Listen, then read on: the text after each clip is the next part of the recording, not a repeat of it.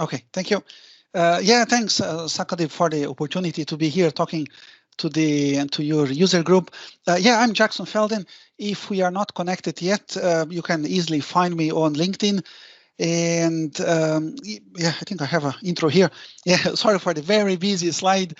But anyway, this year is marking my 30th anniversary as an IT guy.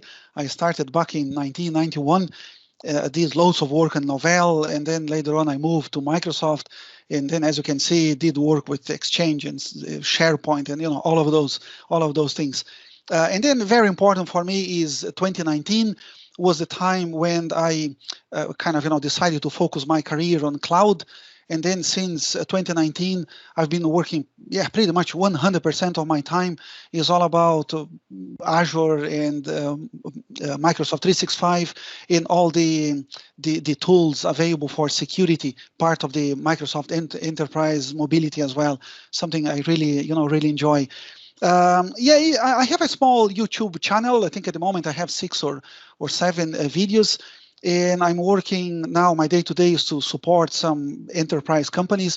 And whatever, I'm learning on my day-to-day, whatever I think is important, I'm doing. I'm trying to record some quick videos to help you, hopefully save you time when you need to implement a new solution. Yeah, if you go to YouTube, just search for Jackson Felden, and then you should be able to find me.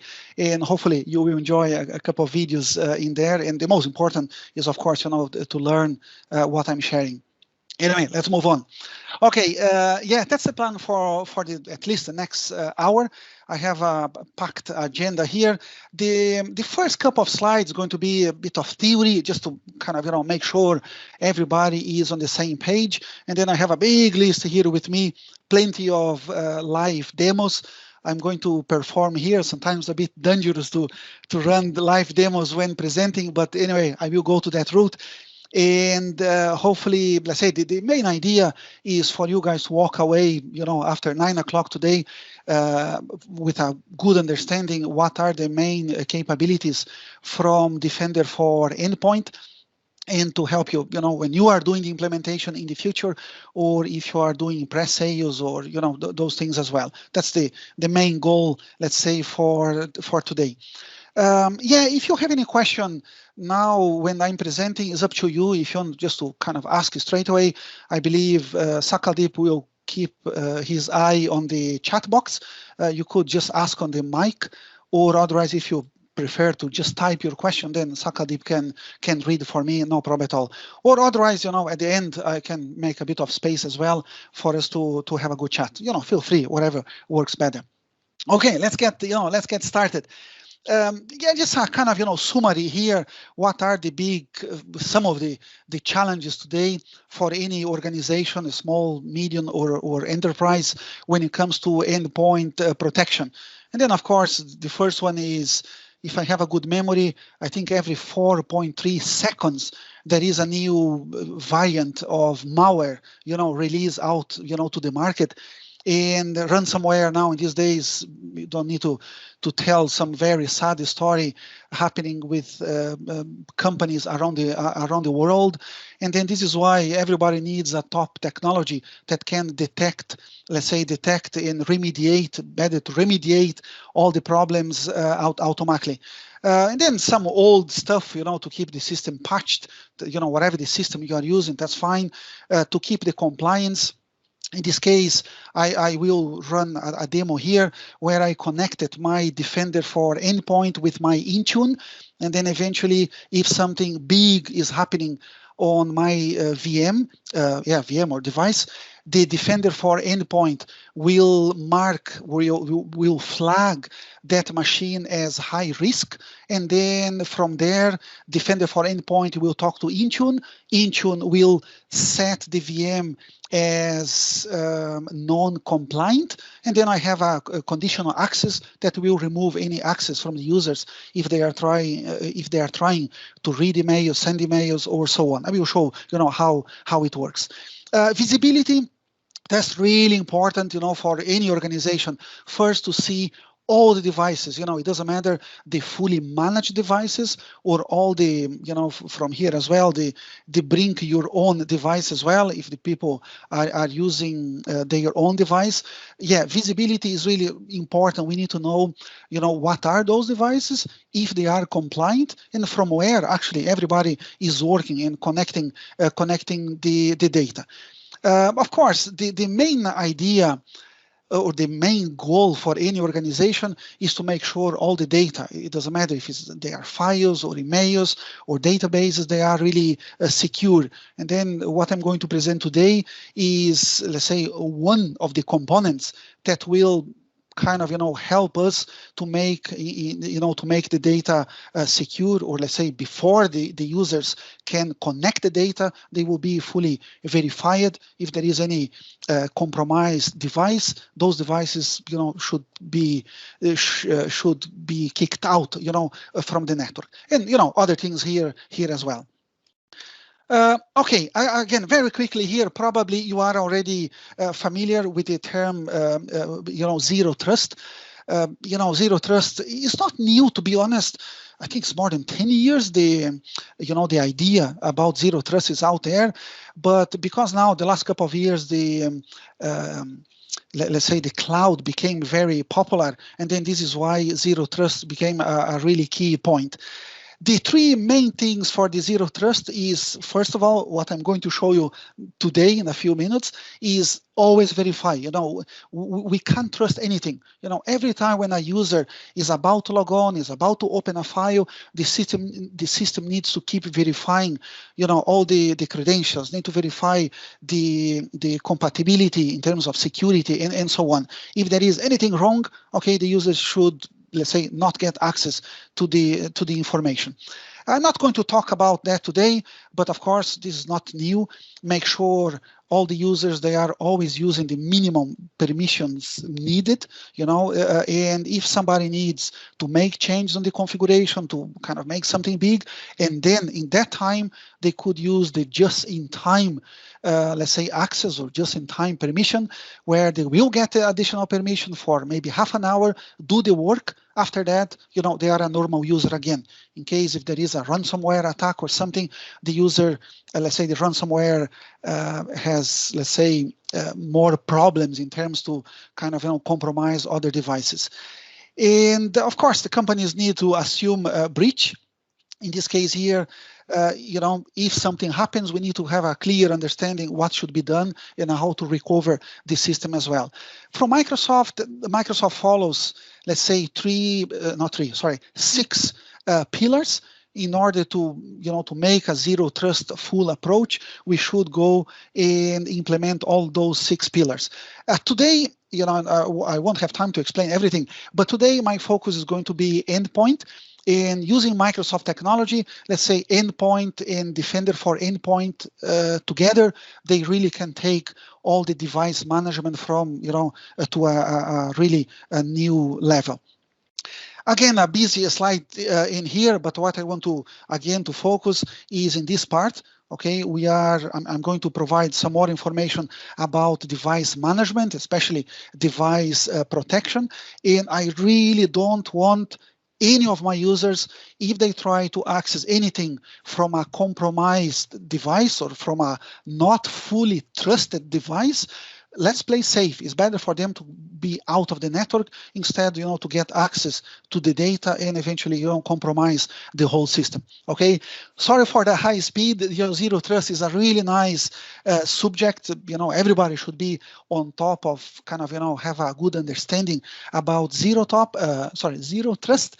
And today I'm going to concentrate, let's say, one of the parts that is to make sure our devices, they are protected and safe when they are connecting the company data. Okay, probably you are aware, Microsoft, they have been investing a huge money, huge technology in terms of security. And then when it comes to Microsoft 365 Defender, at the moment, the time I'm recording this video is basically there are 4 big components here. The first one, my subject for tonight, the Defender for Endpoint, and then the Defender for Office 365, anything regarding to let's say, safe links, safe attachments, and all of those things, they go under this category. And then the Defender for Identity, just to kind of locate and to flag, risk users, risky logins, and those things. And then the Cloud App Security, that is a really brilliant piece of technology, let's say, to discover, for example, shadow IT. If you're not familiar with the term, shadow IT is when the users are using apps and devices not fully, let's say, authorized by the organization. For example, they could be saving company data into Google Docs, into Dropbox, and USB sticks, and so on. And then using the Cloud App Security is the tool that can, easily to catch, those guys. Anyway, today is going to be all about Defender for Endpoint. And finally, let's go into it, okay? As I said at the beginning, I have just a couple of slides to kind of make sure everybody's on the same page, and then I will jump in to do some demos. Anyway, Microsoft started a couple of years ago with a device protection only for Windows, Windows, and later on they expanded, for servers as well. But the good news today is pretty much anything, okay? It can be Windows, can be, Microsoft servers, Linux devices, can be iOS devices as well, and Android, okay? Unfortunately, I won't have time to talk about all of them, and I will concentrate today or tonight, I would say, on Defender for Endpoint Protection for Windows 10. But of course, not all the features are available for all, let's say, platforms. But you will have a good understanding. And guys, another very important thing here. When we are talking about Defender for Endpoint, please, I'm not talking only about antivirus. Say, oh yeah, we need to, let's say, upgrade our antivirus. Let's go for Defender for Endpoint. Now, antivirus is basically one of the pillars, in here when it comes to the next generation of protection, one of the pillars. But the Defender for Endpoint is a whole, whole solution. As I will show in a few seconds, is the whole threat and vulnerability. From here, if there are devices running, they haven't been updated or patched, let's say for the last few weeks or few months, we can see exactly what are the vulnerabilities on those devices because we forgot or, something happened in regards the patching. When it comes to the detection and response is just brilliant. Hopefully, in a few minutes, I will show my lab. What I'm going to do is I will run a ransomware. The system basically will, of course, block the ransomware, but and then automatically, thanks to the detection and response and investigation, the system will do a full assessment on my device, checking all the files, checking all the registry keys, checking all the, the applications and so on. Will remediate my machine automatically, and I wouldn't say most of the cases, but depending what's happening, let's say there is no human intervention, and then the lab I prepared, I will run a ransomware. The system will detect, will set my machine as a medium level risk or high risk. That will flag Intune, that will basically make my device as non-compliant. And then in that time, the user will lose access to, emails, OneDrive, SharePoint, and so on. But the good news is doing nothing from a human, point of view. On the background, the Defender for Endpoint will do a full investigation. If there is any registry key or something that must be remediated, it will fix the problem. And then doing nothing, in this particular scenario I'm going to show, the system should be back in business again. I mean the device should be fully back in business in maybe 10 minutes, 20 minutes. Of course, depends how many files, how much registry key and so on must be checked. Okay, and then yeah, that's I could keep now talking for the next 2 hours, maybe as a salesperson, to try to sell the dream for you, but that's not my goal. But yeah, just please understand all of those, let's say, pillars or capabilities. They are working together, and the good news is fully connected with all the other Microsoft components, with Azure, with Azure AD, with all the other components, to have a single portal, the Defender 365 portal, where you can see everything, including users, including devices, and so on. But anyway, let's get started now with some more details. I'm not going to bother, to read all the information here. The video will be available for you, hopefully, in a few days, and then later on you can play the video and maybe, go slower on my slides. Before my demos, guys, of course, unfortunately, Defender for Endpoint is not for free. There is a special license you need to buy. If you have been using, the other, let's say, Microsoft 365 Premium Business or E3, all of those guys, they don't come with Defender for Endpoint, and then you need to have, at least the E5, flavors in here as well. If you are wondering what are the devices that can be protected by Defender for Endpoint, here, is the whole list.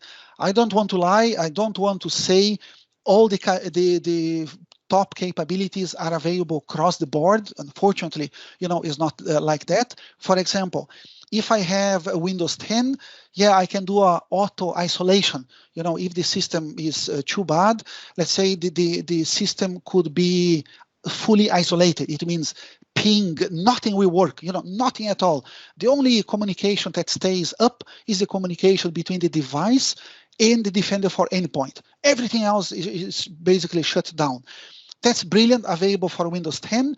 But not available yet, let's say in the future, but not available yet, unfortunately, for the other flavors, okay? You just need to, don't think all the capabilities are available for all, all the operating system. Today, as I said, I will focus on basically Windows 10.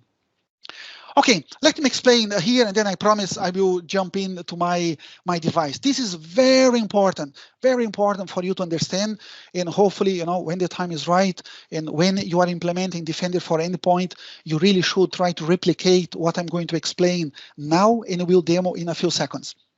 Okay. If you have been working with Microsoft 365, for a while, and Intune, basically not talking about Defender for Endpoint now, okay, just talk about Intune. With Intune, there is something called, the compliance policy we can create. And then from there, I can say, okay, for my devices to be compliant, they must, all the internal hard disks or storage must be encrypted. The firewall must be always on. I need to have an antivirus. It doesn't matter what is the vendor for the antivirus. Let me skip that one for a moment. Okay, and, some other bits and pieces. If eventually an end user goes there and disable, firewall, basically the Intune will set that device as non-compliant. And then basically conditional access, as I need to show, we can create conditional access saying, no, you know what? If the device is not fully compliant with my organization security, let's say, level, I don't want the users to read emails, or I don't want them to connect SharePoint, or I could say I don't want them to do anything on any Office 365 apps. And then basically the user will get, will lose access to any Office 365 components. Okay, this we can do, let's say, I wouldn't say easily, but we can do with Intune. The additional bit for today is if I add basically Defender for Endpoint, I will show you in a few seconds, and then I can say when my devices, they are flagged, not by Intune now, by Defender for Endpoint as medium risk or high risk, whatever the configuration you want, and then I can add that condition into the Intune as well. And then it means Defender for Endpoint will talk to Intune saying, yeah, you know what, this, I don't know, Jackson device now, there is a ransomware or whatever is the, is the problem, is high risk, and then the user will lose access to thanks to the conditional access, we'll lose access to the Office 365 apps. Okay. Apart of that, what you can do, and I still need to show, is a full isolation. I say, yeah, you know what, that's fine. The user will get kicked out from the Office 365 apps, but the device is still have, let's say, full connectivity to talk to the servers, to talk to the other, devices, to scan the network and so on. And then using the isolation, we can say, no access at all from that device. The isolation, usually, what I've been doing for some enterprise is we can use the, the Sentinel. And then, the Defender for Endpoint talk to Sentinel. From Sentinel, we can run some playbooks, and then the playbook will make the device fully isolated. If you don't have Sentinel, unfortunately, I didn't have time to implement that for this presentation. We can use Microsoft Flow, if I have good memory, Microsoft Flow. And then, in case something happens, in this case, I'm talking about high alert, we can kick out the isolation from Microsoft Flow. Okay, that's another way to do the full isolation. Anyway, that's a bit of, a bit of theory, just to make sure everybody is on the same page. Now, finally, as I promised already, let me show the things here in action. Okay. The first thing you need to understand, especially if you are implementing, the system, at some stage, is to make sure you understand the onboarding. Okay, there are 3 places when device is registered. The device is registered into Azure AD, and then if you are using Intune, it goes into Intune as well. But you need to make sure that device is fully registered into Defender for Endpoint. To do that, just, if you pay attention here on the top, okay, the site is securitycenter.microsoft.com. Microsoft is making some changes. There is a new portal I need to show later, but that's, the one of the portals for you to go. And then from there, if you go to settings, and then from here, you go to, offboarding. My case is onboarding, and then it's brilliant. Okay, here, whatever the flavor you want to add into Defender for Endpoint, to do the full onboarding. And then, if I click on, I don't know, let's say, servers, and then I need to follow the instructions. Let me stick with Windows 10. And then from Windows 10, we have numerous options. Okay, if maybe some of you could be wondering, oh, do I need Intune in order, to have Defender for Endpoint? The answer is no. Okay, there is a better slide coming up later, but no, I could do the full onboarding using Grow Policy. I could use the System Center Configuration Manager, and even, there are some scripts. In the worst case scenario, I could use, some scripts to do the onboarding. Okay, in my case, I use Intune to do the onboarding. When my devices are onboarded, I would say, and then if I go to the device inventory, okay, there you go. Here they are. Okay, tonight pretty much I will be concentrating into the one of my Windows 12. And then here's the good news. Okay, all these devices now, they are fully registered. From here I can see especially the risk level, where they are at the moment. And my case 12 is a low risk. And then maybe let me give a bit of overview here before running my my malware attack. Okay, now, as you can see, I'm kind of getting a X-ray specifically from my, let's call Windows 10-12. And then from here, I can see, if there is any low, high, incident alerts. If I click in there, I've been playing so much, with these devices. And just because I wanted to have some pre-populated information.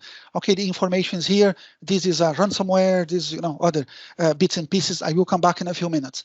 If I need to do a proper investigation, I can click on the timeline to kind of pretty much to see exactly what's been happening in this device for the last hour or since the attack happened.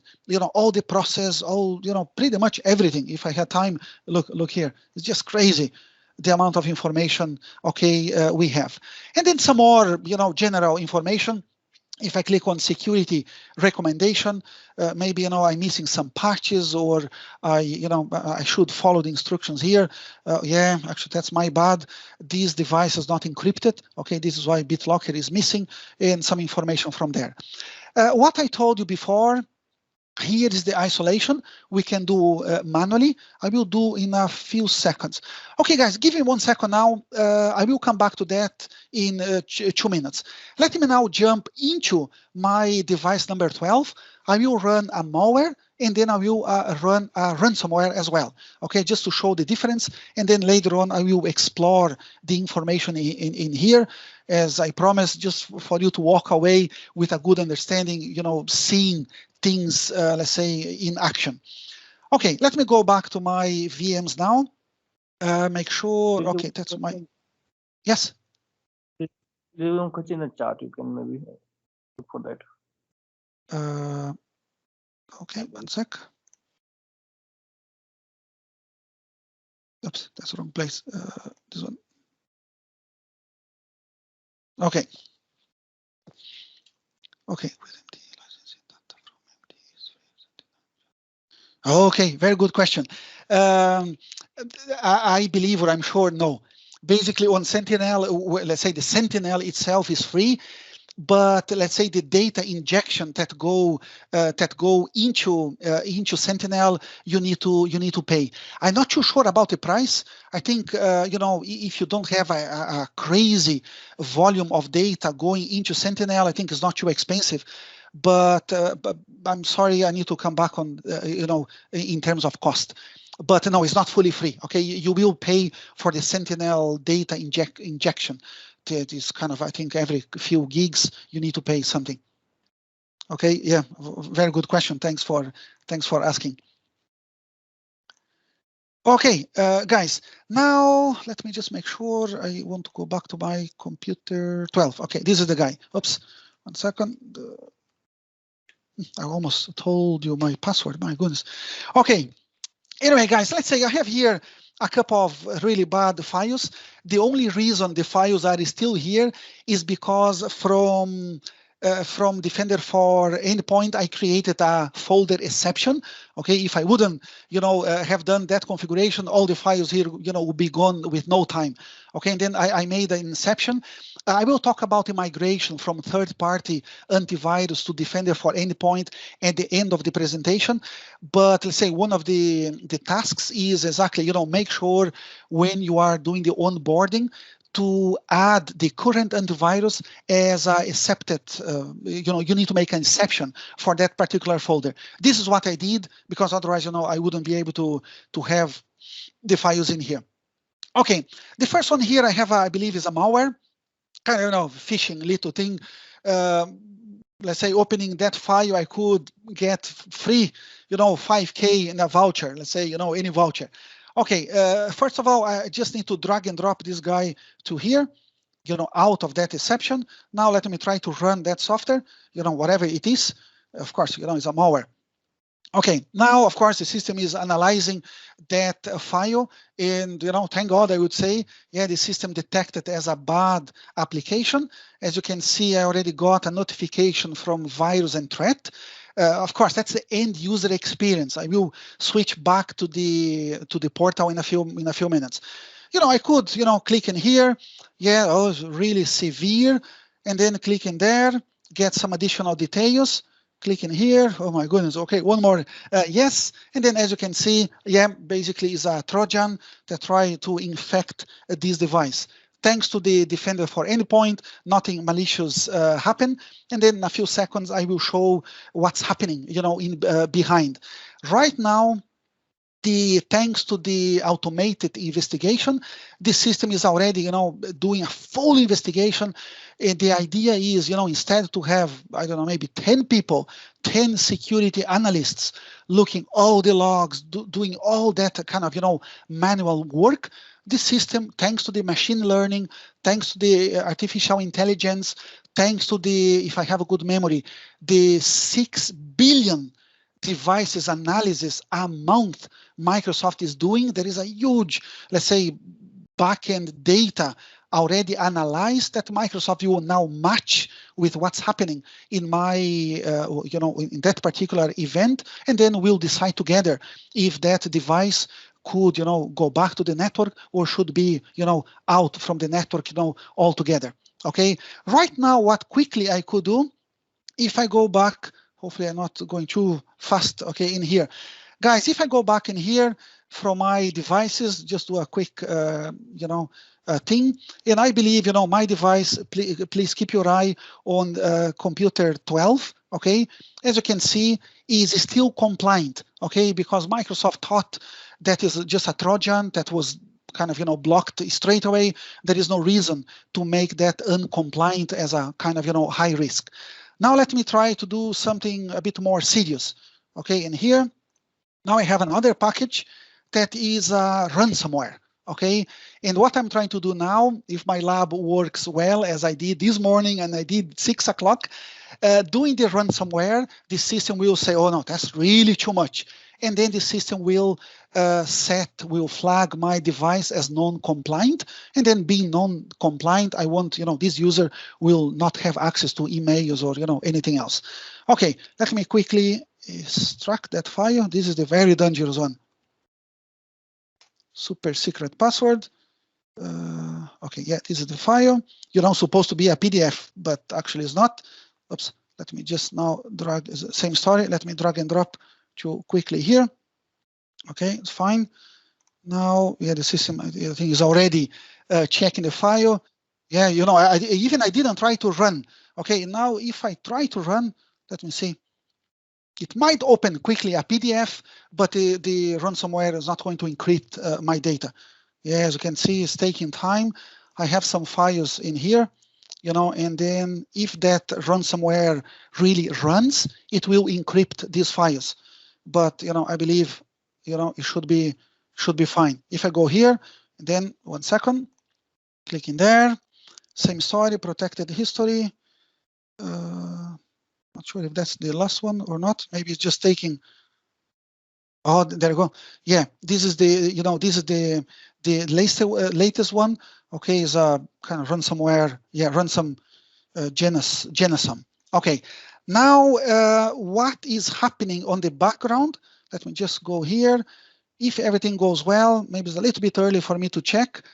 But the system now, in a few minutes, the system will flag that VM as a high risk. And then thanks to the configuration I did between Defender for Endpoint and Intune in conditional access, this device will go to a non-compliant. And then if I try to read emails or connect, OneDrive or so on, it should not work.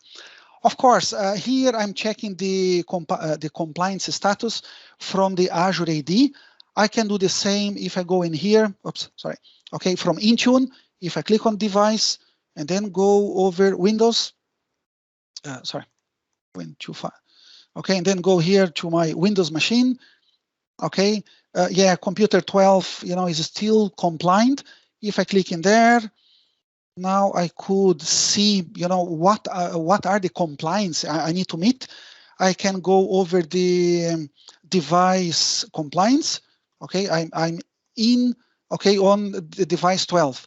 And then finally, I can click in here, okay, to see what I'm looking to get this guy as non-compliant. Okay, usually it takes, it's not very dynamic, okay, that happens, but it should happen in a few seconds. Okay, what I could implement as well, let me show you. If I go back, hopefully you are following my thoughts. Okay, now if I go here and I just want to test, okay, ping. I just want to test the full connectivity. Okay, as you can see, the device is working, no problem at all. I could have the configuration done from here and do a full isolation. Okay, if I go to my device 12, okay, let me go to 12 here. I will explore the alerts in a few minutes. Now what I can do, I could click on isolate this device. I have two options, okay? If I click on restrict app, it means the user is not allowed to run any app apart of Microsoft signed app. Word, Excel, Access, that's fine. But anything that is not Microsoft doesn't run at all on that device. Or if I click on isolation, let me click on isolate. again, that could be done automatically. Now I have the option to say, yeah, but at least I need to keep my user working on Outlook and maybe Teams. Or I could say, you know what, I want to shut down that VM altogether. I don't know, let's say, whatever is the message here. Okay, click on OK, close. Now if I go back to that VM, it should, in a few, hopefully I got the right one. Yeah, okay, now basically Defender for Endpoint didn't do anything. Okay, Defender for Endpoint talked to the local firewall. The local firewall got configured automatically, and the VM is out of the story. That's brilliant, because right now, if the ransomware is trying to catch up and to trying to scan and go over other devices, basically it doesn't run because it's fully isolated. The only communication, as I told you a few seconds ago, that is still on is between the device and Microsoft Data Center when it comes to the Defender endpoint services, nothing else, okay? Now let me go back. In a few minutes, I will bring that device back. The other, let me just quickly double check in here. Yeah, okay. Okay, guys, yeah, good news. As you could see, now the device has been set as non-compliant. If I want to kind of dig in and to see, okay, why is not compliant? And then the best place, if you just miss my steps below, before, let me start from the scratch again. Devices, Windows, and then let me go over Windows 12. It's a bit tricky. Here is still showing as compliant, but if I go into that device, usually that previous screen takes a bit of more time. Now, if I go to the device compliance, and then, yeah, as you can see, digging a little bit more, and then now I'm sure, okay, I'm sure this device is not compliant because because the risk score. Okay, that's the way it works. The beauty of that, so far so good. Okay, I'm happy with my lab.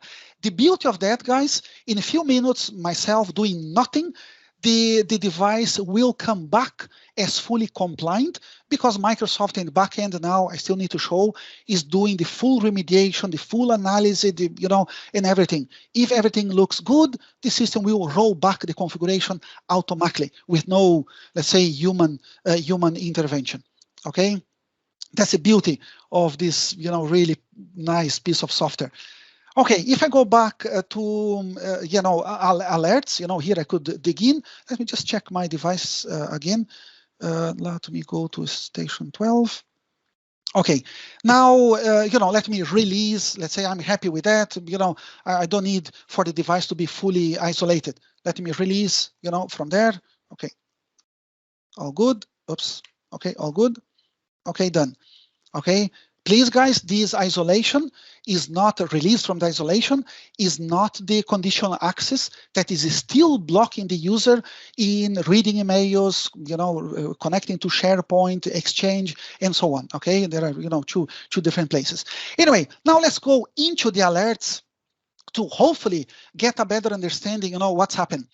Okay, the good news is, as I showed you before, the attack, I suffered in here, it was from that ransomware, okay, Genosum, okay, from here.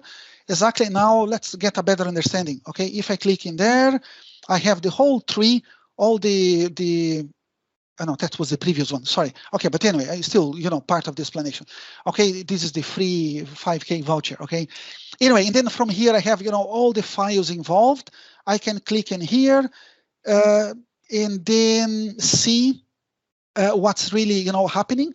Very important, especially when it comes to a ransomware. You say, okay, my goodness, what else this free 5K voucher is, talking about my 1,000 devices or 100 devices. I can answer that in 2 minutes now, 1 minute. If I click on open file, I can have a good understanding specifically about that particular malware, ransomware, whatever, this piece of code on my organization. Let me click in there. Okay, now please remember, I kind of left my device and I'm doing an analysis specifically for this, bad code. And very important, observe in the organization.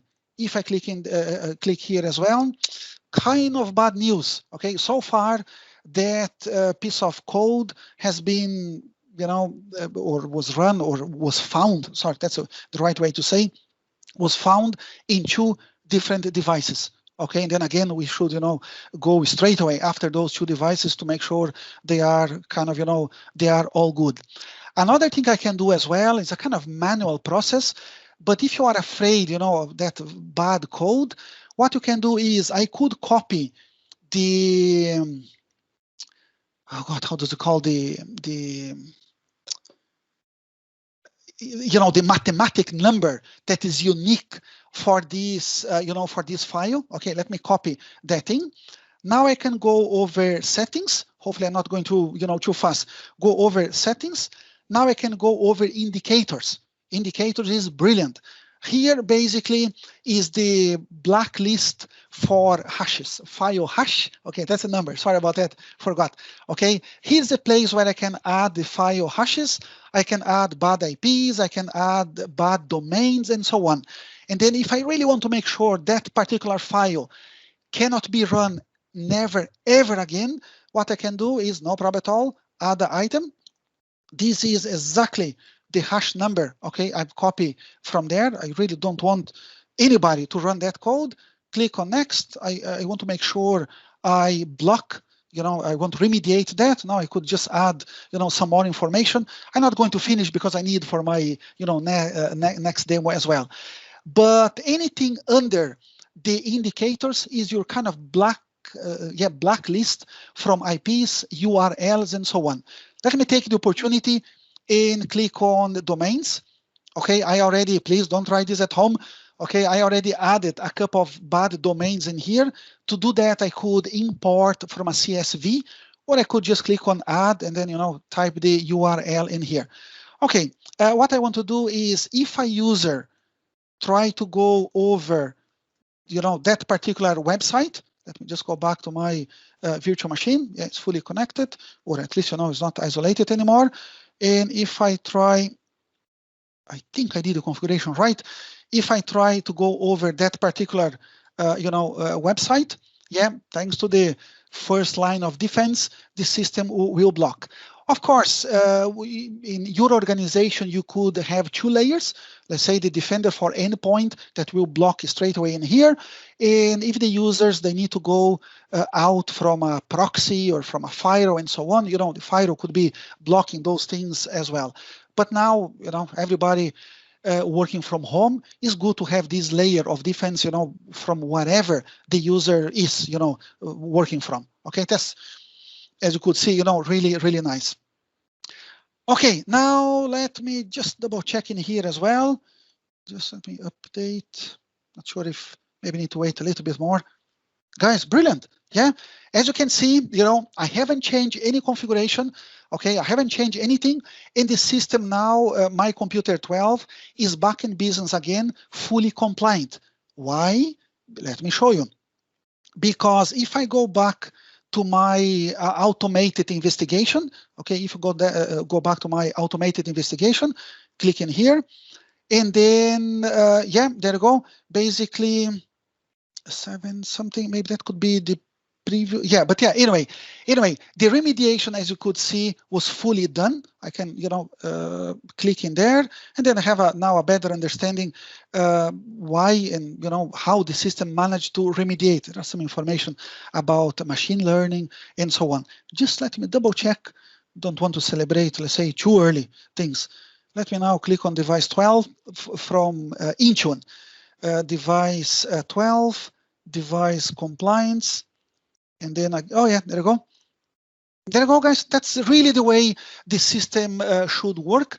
If Defender for Endpoint flags a device as medium risk or high risk, depending whatever you set, the device should basically, users should not access any company data. When the device goes back to a kind of good state, the system should go back and revert the configuration automatically.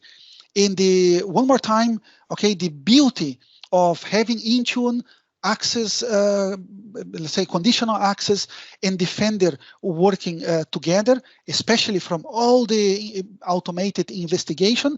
We don't need, again, maybe, 20 security analysts, oh yeah, let's go to see what is the, the alert. Oh yeah, let's do some research, maybe, I don't know, 4 hours later, and then they say, oh yeah, actually let's turn on, let's allow that device going back to the system.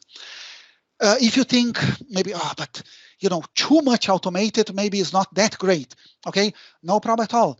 Okay, the whole process that just happened in a few seconds was done thanks to this configuration here. Not only that configuration, but if I go back to settings and then go back to, very important now, device groups. Okay, if I click in there, here is a place, as the name suggests, I can create different device groups, maybe for finance, for marketing, or depends how valuable that device is, different groups. What I did is I created a couple of groups. In the one computer 12 belongs is to all Windows 10. Okay, is fully remediated. Let me click on that. If I click, first of all, here are the remediation levels. Okay, maybe some particular devices you don't want to be fully remediated, you could downgrade, and then what's happening is the system will detect, but the analysts, someone needs to go there and approve the action. I will show you where, but I really want to play safe. And by the way, the fully remediated is the kind of best practice from Microsoft. Okay, if each company is different, but following the Microsoft best practice, that should be the one for us to use. Just now to prove, my device 12 is part of this group. If I click on devices, okay, in order to do the group membership, we can add, as you could see, the computer name. Any device start with Windows, any device start with whatever, domain, tag, OS, and so on. And then I can now preview my devices. And then from my configuration, okay, let's focus on the one I've been using. Device 12 is part of this group. And then thanks to the fully remediate, to the full remediation group, and thanks to the automated investigation, basically doing nothing, this system was able to, first to avoid that ransomware to run, and a part of that, did a full investigation. If we don't have a fully automated system, and then the analysts or whatever are the guys in charge of the system, they need to go to the action center, and then here they will find a couple of let's say things they need to approve, saying, oh yeah, we found some, I don't know, weird registry key and so on, can we revert, and then we can basically approve the action. Okay, again, in a massive company, it could add a bit of pressure on top of the analysts. This is why I decided, to show you a fully automated system in here. Okay, now I think, if I go back to, one of the alerts, again, these are the general alerts. And then if I scroll here, of course, I can see what are the devices, affected by that alert, what is, the user, or as I already showed to you, I could go over the device and then, focus whatever are the alerts in that particular device. In a large scale, we could be talking about, a couple of hundred alerts, or maybe thousands alerts that can make a bit, challenging for the security team. This is why Microsoft works with incidents as well. If I could try to summarize, basically, incident is a collection of alerts related, okay? It's a collection of related alerts.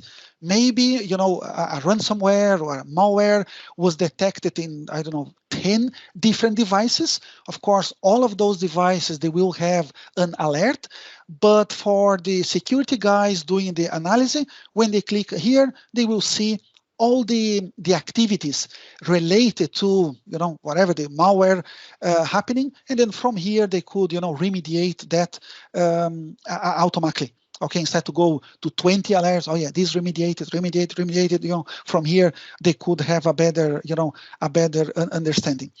Sorry, I missed something. The alerts, they are, I believe I haven't closed the alerts in here. You know, if I click on the alerts, yeah, as you can see in here, and then the analysts, or let's say the guys looking after the system, they can say, oh yeah, I'm working on that alert, doing a kind of, you know, investigation, or actually that's resolved. Okay, a file was deleted, or, you know, we did a better investigation and it was a false, yeah, let's say a false, you know, false alert, and it was assigned to me.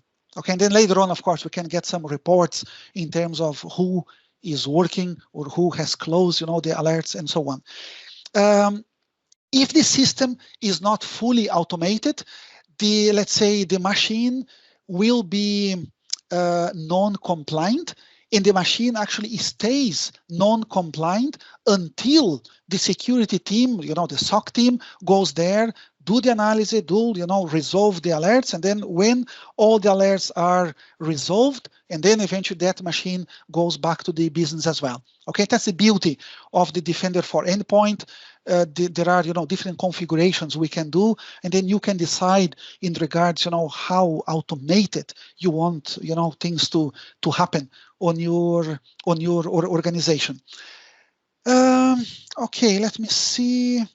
Okay, I think that's it for now. These two options. If I go here, you know, now not talking only about antivirus, not talking only about, you know, specific alerts. If we go over the threat protection, click in there, and then we can have, you know, a nice, really nice overview. Of course, this is only my kind of own lab. It's not a proper, you know, proper organization. But from here, I can see, you know, from all those alerts, how many are related to antivirus, you know, how many are related to, you know, automated investigation and things like that. Okay, I can have, yeah, here the alerts. Here I can see in terms of severity, you know, how many those alerts are medium risk or low risk, or just, you know, information. And then of course, you know, all the information needed. It would be nice as an organization to have a report, maybe a weekly report on that, just for us to have a better understanding when it comes to see if our company is getting maybe more attacked, or the alerts level and so on. Okay, eventually, guys, it can be a little bit challenging if you want to kind of, you know, test your own thing to find a malware, to find a ransomware that's not going to compromise, you know, your whole network. To facilitate that, what Microsoft has in here, really cool, is if you go over the evaluation and tutorials, and then you can go over the simulations and tutorials. Okay, just click in there. And then basically there are some PowerShell, let's say PowerShell scripts from here. Okay, PowerShell to simulate a fileless attack. Another one, you know, to do an auto investigation. And then what you can do is just copy. Okay, just copy that thing. Now go back to your, you know, the machine in case. Hopefully not a production machine. Let me just open here PowerShell. Sorry. Okay, could be. Let me run as administrator. Okay, and then I should be able, hopefully I can copy from there into my VM. And then now it's just a matter for you to go. Don't want that. Or maybe I can just copy here. Hopefully. Yeah, I think it works. Okay, enter. Okay, yeah, basically now it will generate a couple of alerts. Yeah, exactly. There's a bit of information in here. Let me see if I can zoom. No, 1 second. Yeah, oops, it worked. Okay, and then basically it's just a, you know, a PowerShell injection that I run, and then from there, especially if you are new, sometimes it takes a couple of seconds, and then from there I run that on computer 12. Now, if I go back to the portal, maybe it doesn't come kind of straight away, but after a few seconds, so maybe let me go to that device into computer 12 alerts. yeah, it's not here yet, but then in a few seconds, basically I will get information from here, and then as you already know, I could click on, whatever is in case, click on that alert, and then do the whole investigation and get some more information. Okay, just to have again my voucher. Okay. Anyway, that's please remember you can always sign up for Defender for Endpoint for 3 months. You could kind of go to the 3-month evaluation, then you can play whatever you want and show maybe to the company if they would be interested in maybe going to that route and implement Defender for Endpoint. Okay, I have a couple of other things here to show you. Anyway, that was a bit of a demo. If I go back to my slides, I think I kind of cover most of them. Yeah, this is just some screenshots I already told you in here. Okay. Oh yeah, that's another one. Let's say some let's say information you can get. In this case, a really fancy one that managed to delete every single backup, backup files, delete all the shadow copies and so on.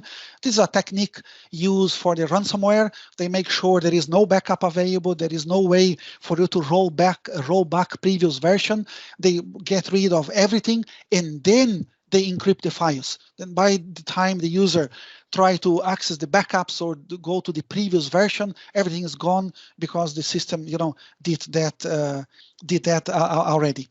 Okay, before talking about the third-party implementation, just let me show you the configuration I did, and then I really want you to walk away with a kind of, with the full picture. Okay, now let me connect the dots from the configuration I did. First of all, of course, I have the Defender for Endpoint. I onboarded a couple of VMs. I created the groups, and then I decided to stick with a full automated remediation. That's, from the Defender for Endpoint. If I go back to my Intune, a key piece of configuration in here is, let me go back to devices, and then compliance policy. Let me click in there. And then from the compliance policy, let me go to the compliance I created, okay, in here. And then from here, I could have a good status to see all the devices part of that compliance. Okay, computer 12 is great. In the configuration I did, now the key one is, first of all, firewall, okay, must be on, antivirus must be in there, anti-spyware, must be there. But very important, okay, part of the configuration is from the Defender for Endpoint, okay, I want the VMs always to be as a low risk. Okay, in a production environment, that's not the best practice. Would be at least a high risk, because otherwise the VMs will go, the devices will go to a non-compliant, let's say, too easy. Okay, I just for my own lab, I decided to set as a low. Okay, this is the piece of configuration. As well, very important, guys, is I added here to send an email.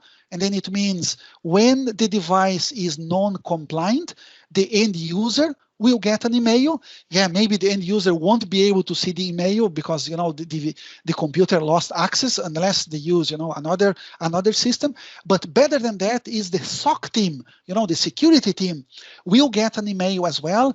And then even before the user call the help desk saying, oh yeah, I can't read my emails, I can't connect SharePoint, they already know that machine was flagged as high risk and is not compliant. Okay, that's thanks to this configuration here I created.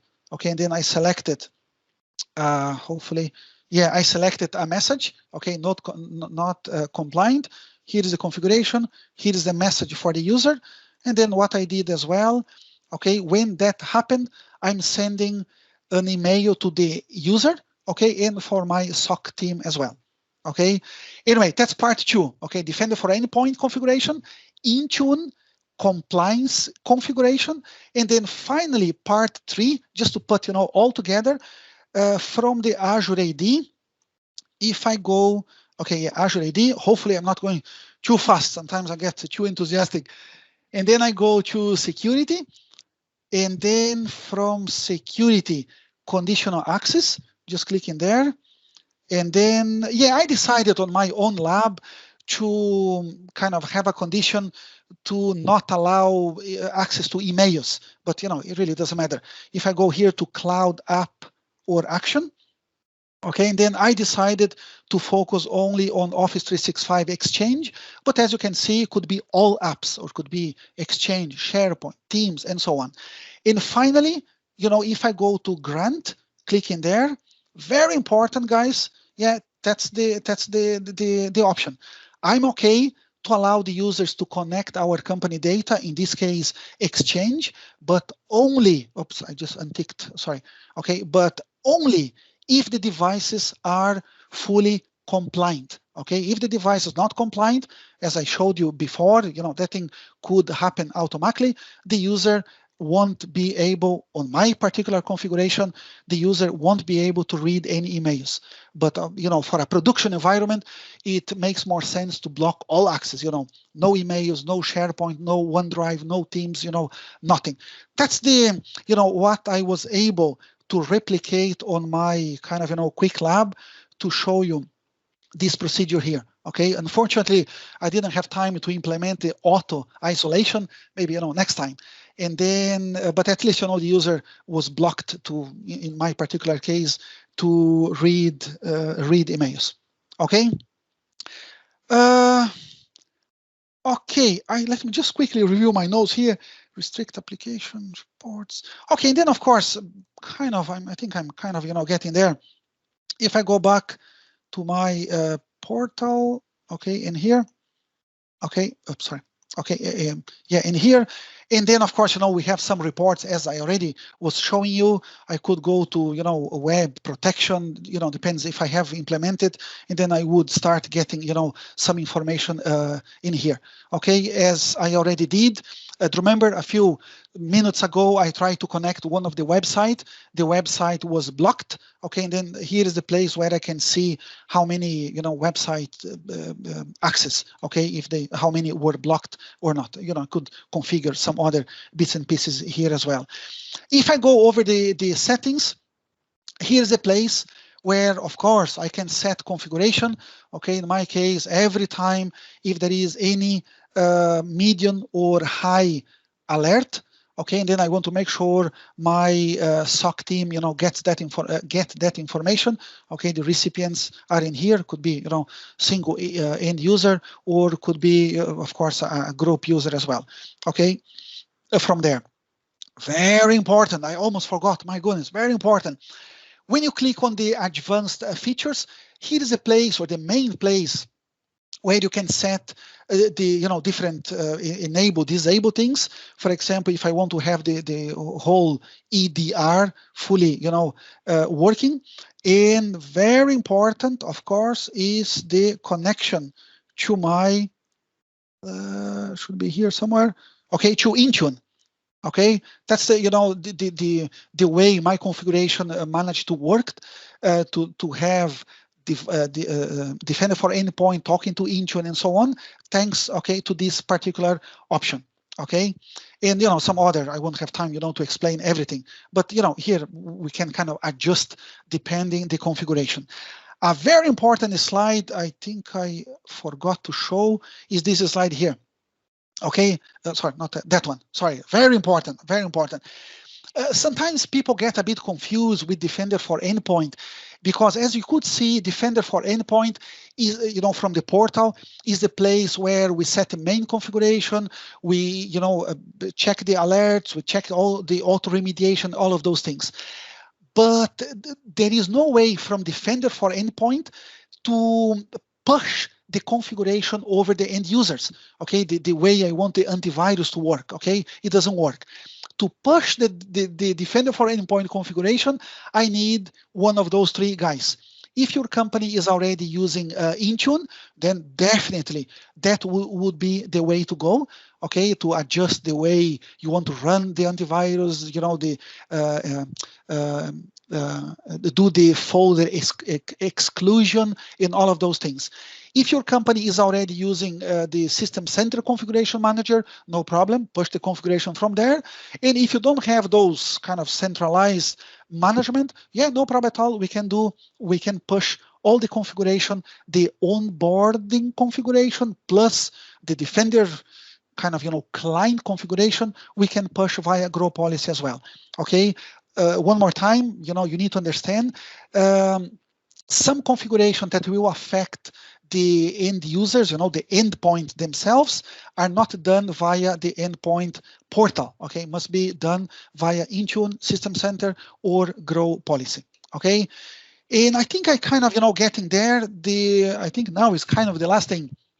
This is what we call the kind of the old portal. Okay, if I go over the securitycenter.microsoft.com, to be honest, I kind of like that portal because when you come here, you have everything. Okay, we know the devices, we know the configuration, we know the reports, we have everything. But what Microsoft is doing, as you saw so many times, here, basically they are moving bits and pieces from here to the centralized portal, security.microsoft.com. Oops.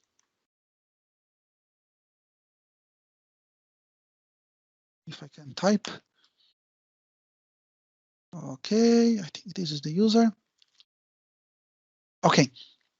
And then, guys, basically, if you go over the security.microsoft.com, let's call, by the time I'm presenting this and by the time this video, is being recording, this is the central location for all the Microsoft Defender solution. Okay, security.microsoft.com. Of course, here I have, everything, the advanced hunting, the action center, absolutely everything.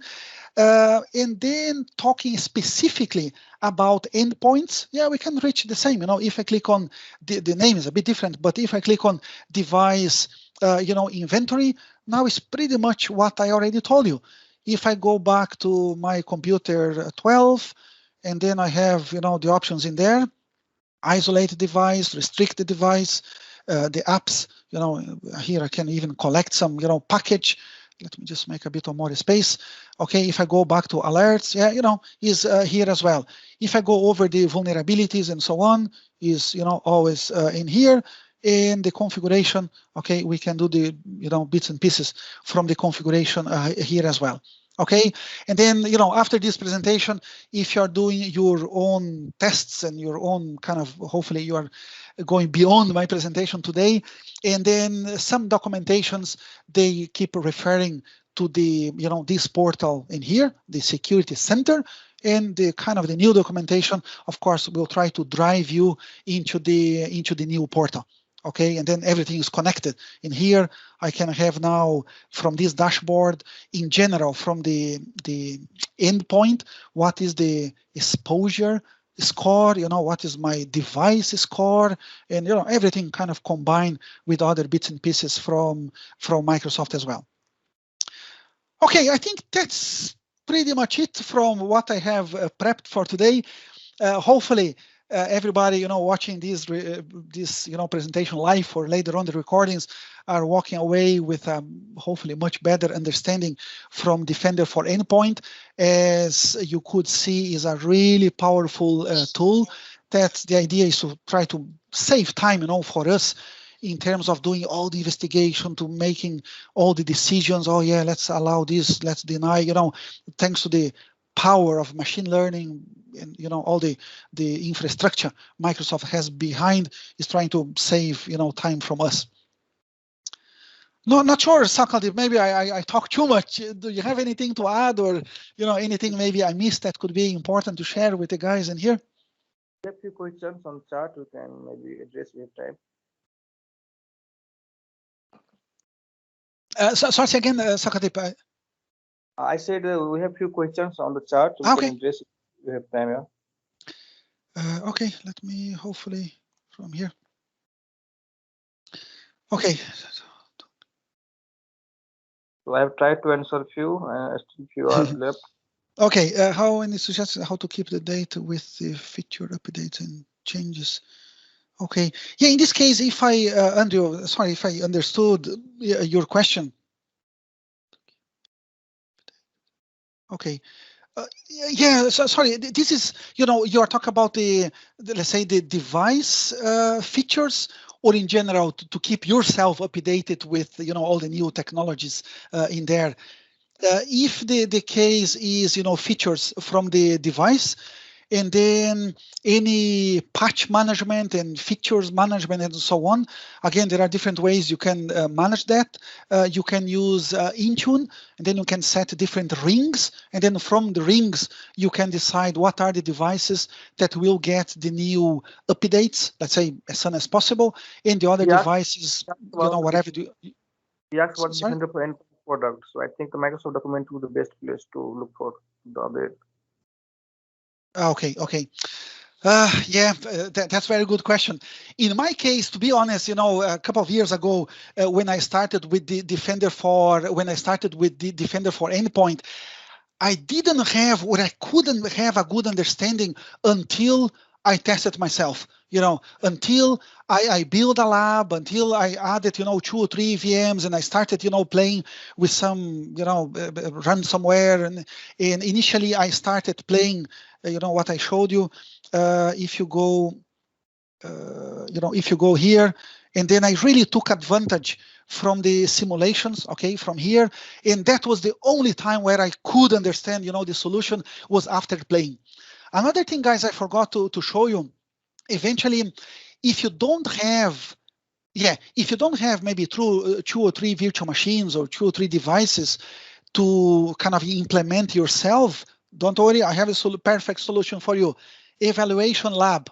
Okay, if you click over the evaluation lab, okay, set up a lab, brilliant.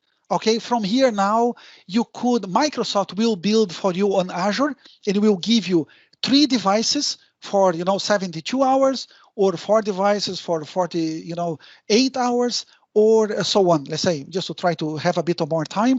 If I have good maths, 3 days. Yeah, basically you could have 3 virtual machines fully onboarded, on your environment, ready to go for you to test for the next 3 days. Try to replicate things I did myself here a few minutes ago. Okay, I have a good desktop here at home. I decided to implement via via Hyper-V, but I almost forget it. So really, you can take advantage in implementing a lab with, cost zero, pretty much. Okay. Oh my goodness, that's, this one here is a good one. Maybe I'm not really, I used to work with Symantec maybe 10 years ago. I used to be the IT manager in one of my former employer, and I used to kind of do all the protection using that tool. Of course, it's not fair for me to compare, because 10 years ago I didn't have all of those artificial intelligence. I didn't have all those auto remediation and so on. Not sure, Sakadip, if you can add anything. I won't be able to really answer this question because I'm not working on my day-to-day with Symantec, with what are the other competitors, McAfee, and so on. What I can say from my day-to-day, part of my job is to do actually migration from third-party vendors to Defender for Endpoint, okay, in kind of enterprise organizations. Reasons, probably one of the main reason is to have the Defender, let's say the endpoint protection, fully connected with all the Microsoft capabilities, Azure and SharePoint, with absolutely everything, and to kind of benefit from the, let's say, from all the intelligence and for the analytics Microsoft is collecting, worldwide. Yeah, sorry, I couldn't really answer that question, but again, maybe to give you a bit of direction, my day-to-day, and actually right now, I'm working in one of the DB clients doing a migration from one of the competitors, kind of, 5,000 devices. from a competitor into Defender for Endpoint, and so far so good. You know, people are happy with the outcome. Okay, Sakadip, did you see any other question in that?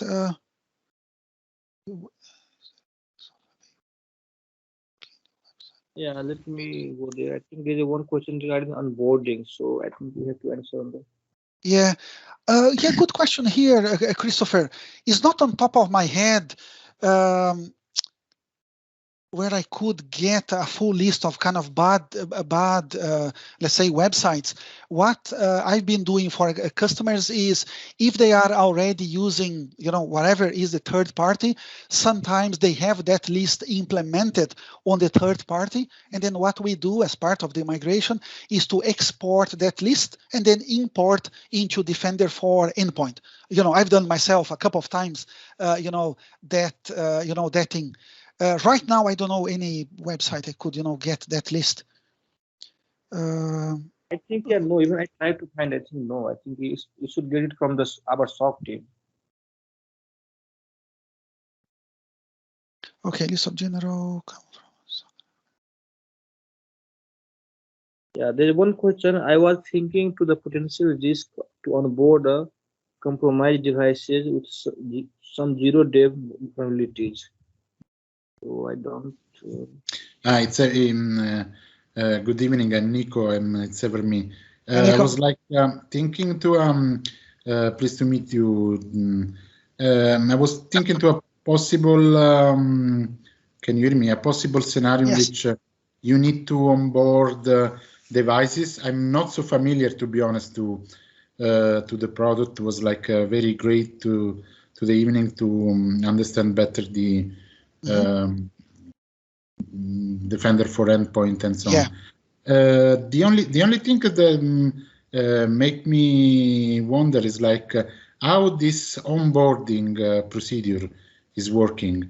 Are you actually onboarding device manually? Is the system administrator that is installing the product in a SOC or something like that is manually doing this, or can let's say inherit different network, different devices, and probably can be there some hidden risk, you know? Was like thinking some like potential dangerous scenario.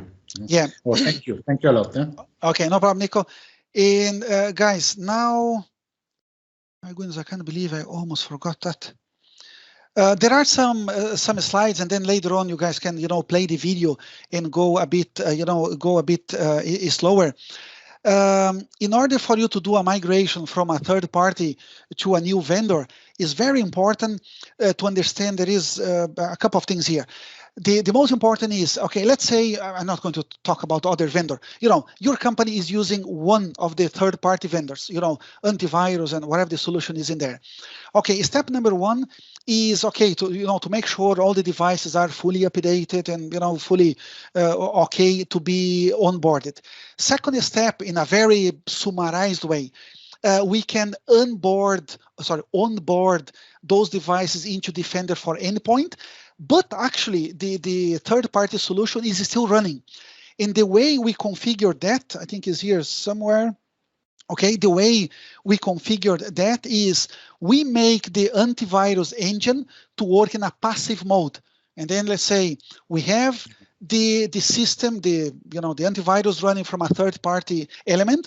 We start onboarding all of those, let's get a number, 500 devices into Defender for Endpoint, and we make those devices run the antivirus in a passive mode. It means we can see them into Defender for Endpoint, but the antivirus is still running as the old system. And then we check, if they are onboarded, if they are able to collect, to identify threat, if they, we can see the devices. And then when the time is right, and then we do the switchover. Basically, we uninstall the third-party antivirus, and we make the Microsoft antivirus as active. From passive, we make active. And that is the kind of the key day where, and then we can get rid, and we don't need to pay more for the license from the third-party vendor.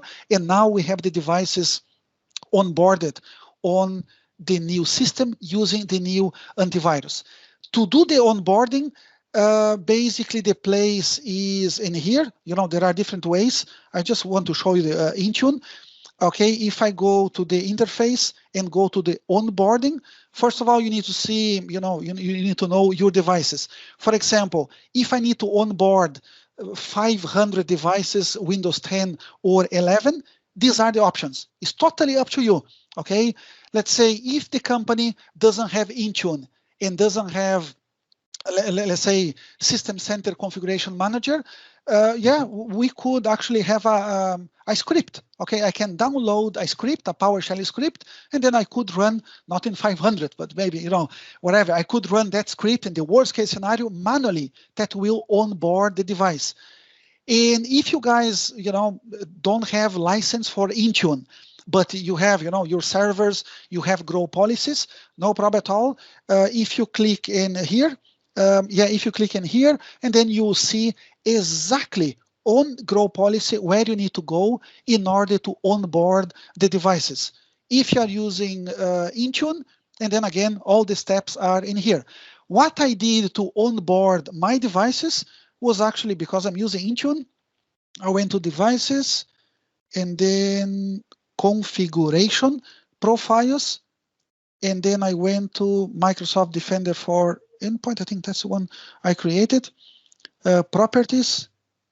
And yeah, basically, just because I need to collect, let's say, the information, the kind of telemetry and all the security information from there.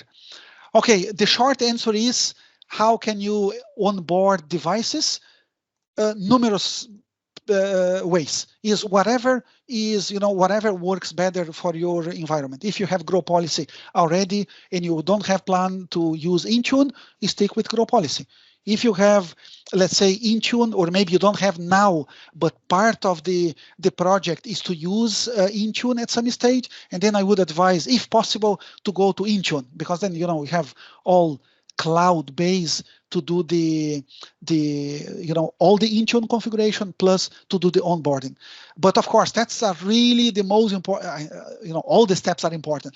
But of course, it's very important if you can't see your devices under the device inventory, maybe they are already on Intune, but if they are not into the device inventory, and then it means, they won't be protected via this tool. Yeah, thank you. Okay. Okay. We are out of time, but we have one more question on the licensing thing. Do you want to take it? Okay. Like how yeah, many I have. sorry, Sakadip, sorry, what did you say? So there's one question regarding on licensing thing. So suppose, yes, I would rather just say, maybe you can unmute, you can talk. Like we have X number of the endpoints, we need the X number of licenses and so on. So there's one question on license. Yeah, what is the question about license? Sorry. Just above the. That was me. Yeah, if you want to ask that makes my life a bit easier. Yeah. It's just to say the licensing is a bit awkward because you're licensing, the users are licensed, but you're deploying to devices. So you need to have grouping that your devices will fall into user states effectively.